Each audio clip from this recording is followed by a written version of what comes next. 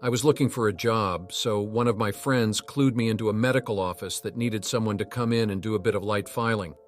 I was able to go in at night to limit direct contact with people, so I jumped at the opportunity right away. Ironically, the medical office job had been the safest gig had been offered thus far. COVID-wise, I wanted to avoid the bus if I could due to crowds, so I decided to swing for a rideshare app. It's not all that expensive in my area, and I really didn't want a virus. I headed in at almost 3 a.m. because it was after the cleaning crew had left. I stumbled onto the block looking for my ride, and to my relief, the car spotted me almost immediately and pulled up asking, "Uber?" I hopped in. The ride was taking a while, but I'd only just moved here last year, so I'm not familiar with all of the surrounding areas and thought nothing of it. I was pretty alert at first, so was trying to pass the time playing games on my phone and stuff. However, the car didn't have a compatible phone charger and I wasn't sure the building would have one, so I wanted to save my battery to be able to call a ride back. I put my phone on airplane mode and shut it down. I eventually drifted off from a combination of tiredness and boredom. I don't often take rideshare, so being alone with a strange driver often put me a bit on edge, but this guy had a pretty boring car and a very standard look about him. He looked a little like my brother even. When we arrived, the driver tried to wake me up by calling to me from the front, but I was in too deep of a sleep and couldn't fully distinguish it from my dream. Finally, he awkwardly jimmied my leg to wake me up and kept saying, "We're here now." I said thanks, kind of embarrassed, and booked it out of the car and into the building. As I looked around, I began to realize nothing was what I had expected of an office park. I had seen a street view of the building when I first looked up the business, and it had appeared to be a strip mall plaza. The further I went, the more loudly alarm bells were ringing in my gut. The structure was semi-dilapidated, and it was completely pitch black past the entryway. I expected some lights to be off at nighttime, but not to the whole building. I walked across what seemed like the lobby area, or what was left of it. I told myself they must just be renovating, and followed signs for the stairs. After what felt like ages, but was likely just a few minutes, all I had passed was construction equipment, a couple locked doors, and some smashed windows. I was certain I was not going to find a medical office and figured maybe I had mixed up the address. I took out my phone to double check, but once I got it out of airplane mode, I could barely get a signal. I kept moving around in the building, pacing, looking for a stronger signal. I eventually confirmed that I had written down the correct address by scrolling back up my texts, which didn't require service. Since I had only been inside for a few minutes at most, I tried getting in touch with my driver and was going to tell him he wrote down the wrong address. The app was taking forever to load with my slow service, but before I could get to a cloud of reception, I heard a rustling sound in the lower level of the building. I was on the top floor, and the only stairwell I was aware of was the one I had taken up. So this forced me into the middle of the building. There was no way to exit the situation without encountering whoever was downstairs. In an abandoned building in the latest hours of the night, I figured the chances were high that it was a tweaker, and I had no desire to try slipping past a tweaker, especially when it was late enough that they were probably on something. I tried to get a text out to a group of friends with my address and a request to call 911, but I still didn't have enough reception. The message wasn't sending. I gave up on getting my phone going and started checking for another stairwell or even a window with balconies or dumpsters that could be used to exit the second floor as a last resort. I scrambled over to a door with a stairs sign on it, but the stairs were completely dilapidated, and it was essentially just a straight drop down to the first floor. At that point, the worst-case scenario began to unfold. I heard whoever was downstairs begin making their way up the stairs. I froze and just hid in place. I was not anticipating being chased or anything, but didn't want to piss off a druggie. I held my breath for what felt like 5 minutes, but was likely closer to just 30 seconds, and the person appeared at the top of the stairs. To my great relief, it was just the Uber driver. I figured he'd come back for me after realizing he had left me in the wrong spot. So I came out from the beam I was hidden behind and started to wave him down, but then I processed it. There was no way for him to know this had been the wrong address. I made eye contact with him very briefly, and he was completely calm and composed, but breathing pretty heavily and blocking the top of the stairwell. I can't remember much more from the ensuing few minutes. Operating solely on muscle memory and instinct, I dived for the second stairwell's opening and just let myself fall down the drop. I scrambled up and threw myself at anything that seemed like it could be the door. It was too dark to tell. I was disoriented from the fall, and I wasn't in a calm enough mindset to think to use my phone flashlight. It would have given away my location in hindsight. Just before I was able to reach the door, it flew open with a blinding light beaming straight into my eyes. I thought it was another one of these guys, so I stumbled backwards, trying to find something to hide behind. A voice then called out, telling everyone to get on their knees and put their hands in the air. I didn't believe it was the police at first, but he kept shining the flashlight right at me, and he sounded so authoritative that I just automatically did exactly as he asked. He approached me and finally shined the light away from me. It took a second for my eyes to adjust, but once they did, I could see he was really a police officer. I tried to explain what was happening, but he started asking me all these questions, and that, combined with what had just happened and my fear of the driver coming back, all snowballed into me being unable to form a... He asked if I had any weapons, my name, and if I'd rather talk here or outside. He believed I was on something, so he directed me out to his car, and once I was safely out of the building, I was able to start getting my bearings just a little. I sat in the back seat of the squad car, and he kept asking me the same questions. I ignored his questions and asked him if my friends called him. He said no. He explained how he was patrolling the area and noticed a car idling outside of the building, which was known to be condemned, and nobody was supposed to be inside. He asked if I'd gone to shoot up or meet some guy called John. Finally, it all clicked. The car. I told him about the car and how the guy in the car was my Uber driver. He looked around and the car wasn't there anymore. The officer guessed the guy had driven off while we were talking inside the building. He asked me all the details and I told him what I remembered. I pulled up my Uber app to try to get some information. There wasn't really enough reception here, even outdoors. So we sped down the road, and once I had enough bars, the app opened. I had 4 missed notifications from Uber. They were all messages along the lines of, "I can't see you." The last notification I had was, unfortunately, "Your driver had to cancel." I checked the car details, checked again, and it was definitely not the same driver. The person who'd driven me there had not been my Uber. My driver was somewhere else on the street when this guy pulled up to me. I feel so blessed to have survived this near miss.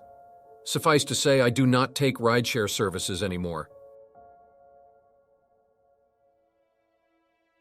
A long time ago, I lived with my good friend Ben in a house on a quiet street. It wasn't the nicest house or block or area for that matter, but the price was unbeatable for 2 broke young men like ourselves. At the time of this story, we worked the same job, and rooming together with him seemed like a great idea. On our first day there, we quickly figured out that the creepy-looking house across the street with the overgrown grass and bushes was abandoned, as were a lot of the houses around the area. In fact, something we somehow hadn't noticed before, there was even graffiti next to one of the front windows and on the fence. Our neighbors on one side seemed like creeps, and we didn't even want to approach them. The neighbor on the other side was an older dude, a very interesting, hippie-ish kind of guy. His name was Marv. He had long gray hair with a matching long gray beard.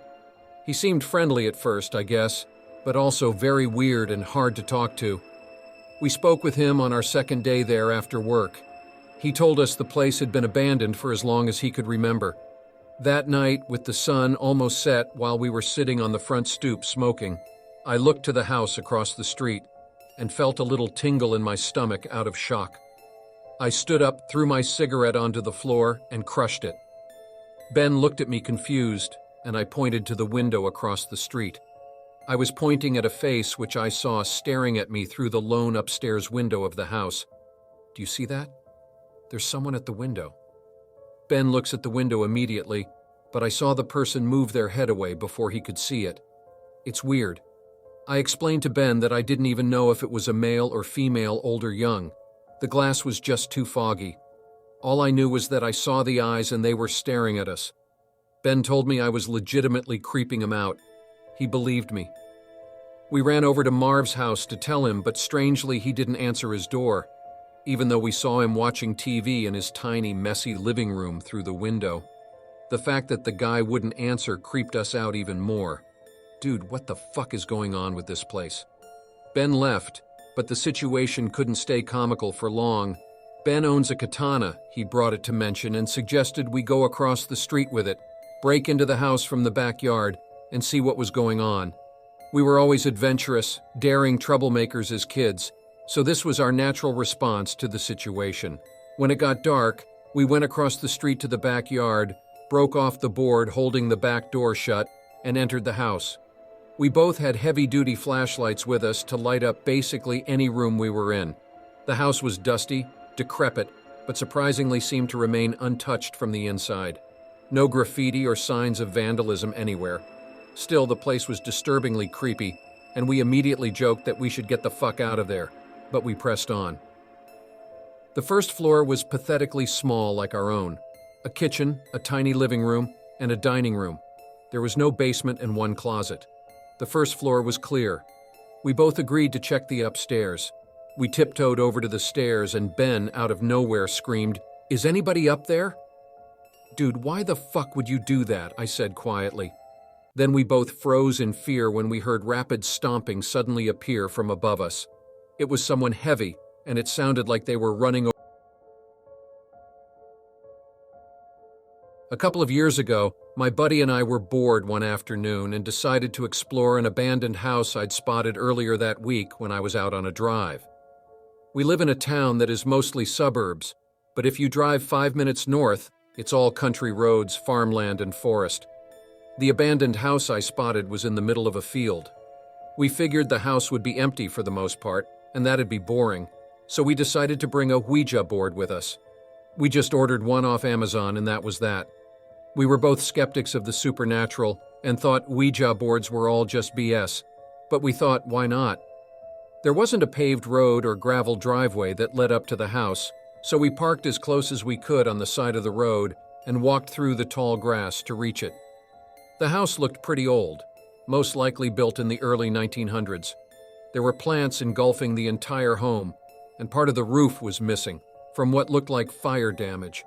It had obviously been abandoned for some time. When we reached the house, we looked in through the windows and saw lots of weather damage and signs of neglect. The door, however, was locked. We walked around the perimeter of the house and found a cellar door, unlocked. Now this was the part where we hesitated. It looked terrifying, but that was the point. I couldn't see what was down the cellar. It was just too dark. We said to hell with it, and entered. We slowly started walking down the old wooden staircase. The only light source was the sunlight coming in from the open cellar door. It was full of old belongings, furniture, and junk. This made the whole thing less scary, and I don't know if I would have done this during the night.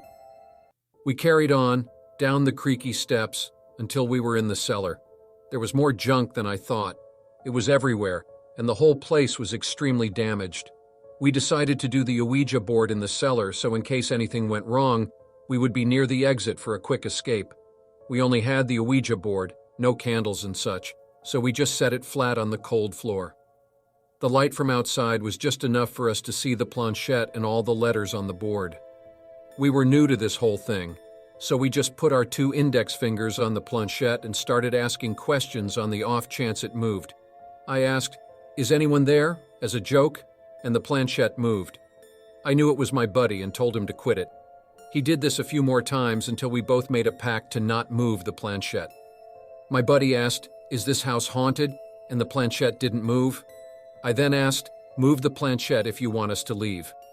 Of course it didn't move. My buddy and I were a bit disappointed, but we were expecting this to happen, to be honest. We tried a few more times with no luck. We said goodbye and picked up the board. We explored the cellar a bit more and we realized how bad it was. It was like everything was just set on fire and left to burn. We also found a slightly burnt family photo of what was most likely the people who lived here. It was a father, mother, and 3 kids.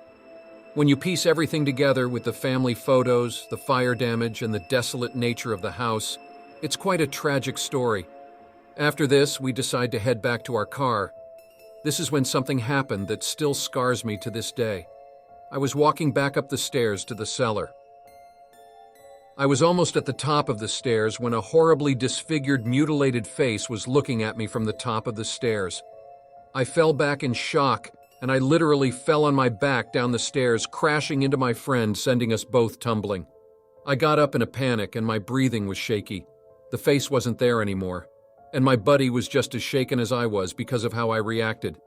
I just sat against the wall, and I think I was having a panic attack. My breathing was so out of control, and it took a long time for me to recover.